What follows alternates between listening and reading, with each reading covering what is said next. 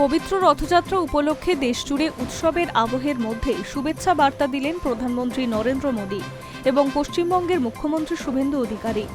মহাপ্রভু জগন্নাথ, বলভদ্র ও সুভদ্রার আশীর্বাদ কামনা করে তারা দেশের মানুষকে শুভেচ্ছা জানান।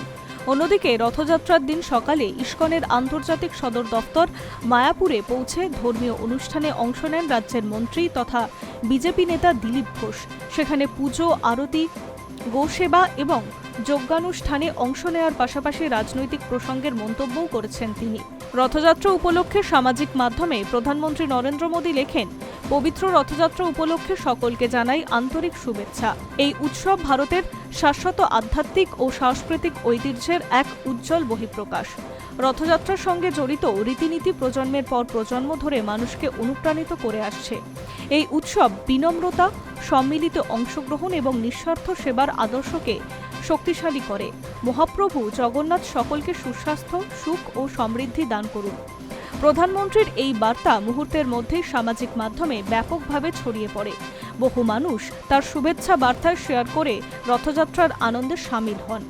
অন্যদিকে মুখ্যমন্ত্রী শুভেন্দু অধিকারীও সামাজিক মাধ্যমে রথযাত্রা উপলক্ষে শুভ রথযাত্রার পবিত্র তিথিতে শ্রী শ্রী জগন্নাথ দেব, শ্রী শ্রী বলভদ্র দেব ও মাতা সুভদ্রা দেবীর চরণে জানায় শতকোটি প্রণাম। প্রভুর কৃপায় সকল জীবন সুখ, শান্তি ও সমৃদ্ধিতে পরিপূর্ণ হোক। তার আশীর্বাদে দেশ, সমাজ ও মানবজাতির সর্বাঙ্গীন মঙ্গল ও কল্যাণ সাধিত হোক, এই প্রার্থনা করি।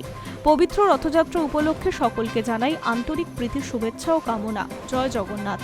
অন্যদিকে রথযাত্রার দিন সকালে মা ও স্ত্রীকে নিয়ে নদিয়ার মায়াপুরে ইসকনের চন্দ্রোদয় মন্দিরে পৌঁছান বিজেপি নেতা তথা রাজ্যের মন্ত্রী দিলীপ ঘোষ।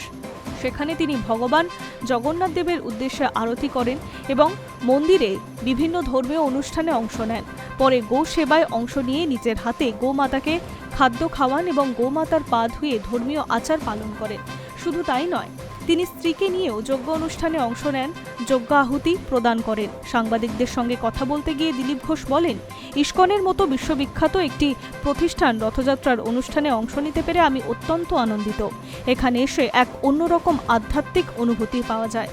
তবে ধর্মীয় অনুষ্ঠানের মধ্যে রাজনৈতিক প্রশ্ন এড়িয়ে যাননি তিনি। সাংবাদিকদের এক প্রশ্নের উত্তরে দিলীপ ঘোষ বলেন, তৃণমূলের জন্য বিজেপির দরজা এখন সম্পূর্ণ বন্ধ, মশা মাছি আর ঢুকতে পারবে না। তাই এই মন্তব্যকে কেন্দ্র করে রাজনৈতিক মহলে নতুন করে জল্পনা শুরু হয়েছে।